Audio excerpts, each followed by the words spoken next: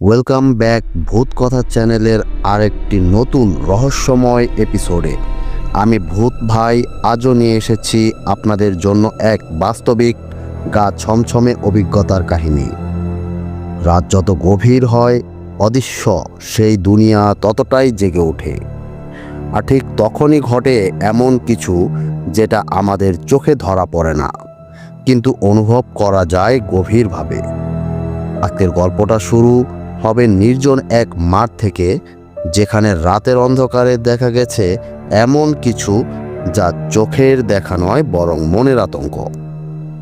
তাই আলো নিভিয়ে হেডফোন কানে দিয়ে চলো ঢুকে পড়ি ভূতের জগতে।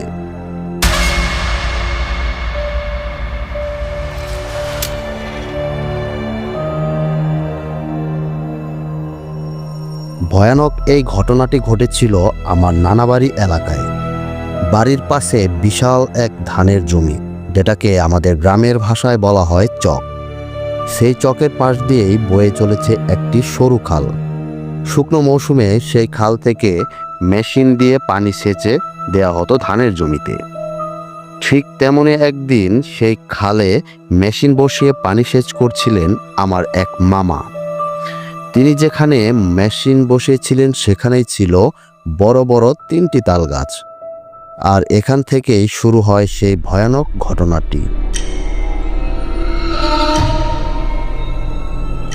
গ্রামের মানুষদের মুখে শোনা যেত তাল গাছের ওই জায়গাটা নাকি খুবই ভয়ঙ্কর। অনেকেই বলতো ওই গাছগুলোতে কিছু না কিছু বাস করে, এমন কিছু যা চোখে দেখা গেলেও বিশ্বাস করা যায় না।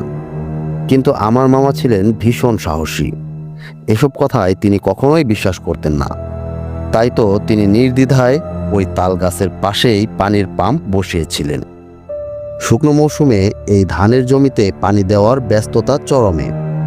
মামা দিনে রাতে পানি সেচে যাচ্ছিলেন। এমনই একদিন সন্ধ্যায় তিনি রাতের খাবার নিয়ে যান মেশিনের কাছে। পরিকল্পনা ছিল সারা রাত জমিতে পানি দেবেন।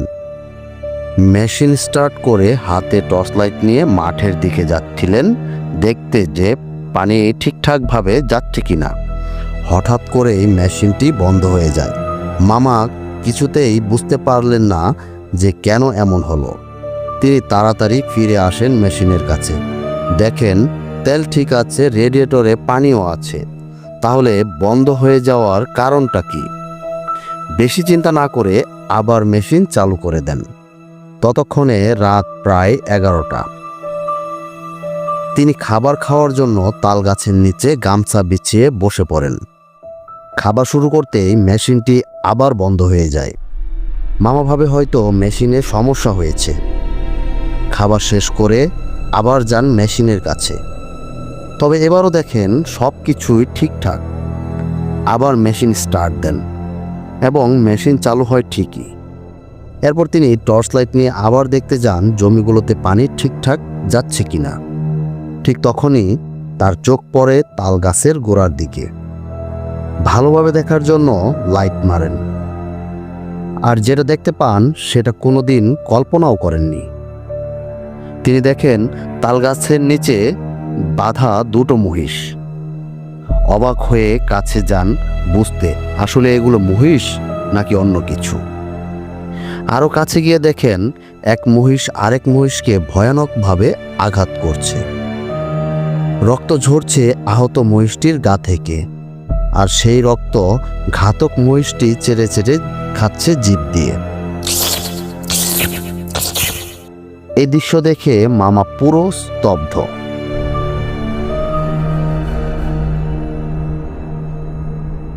আরও কিছুক্ষণ দাঁড়িয়ে থাকতেই হঠাৎ আবার মেশিনটি বন্ধ হয়ে যায়।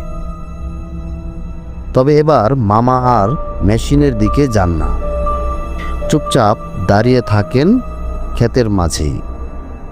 পুনরায় তাকিয়ে দেখেন মহিষ দুটি আর নেই। কিন্তু এবার যেটা দেখতে পান তা আগের সব কিছুর চেয়ে অনেক বেশি ভয়ঙ্কর।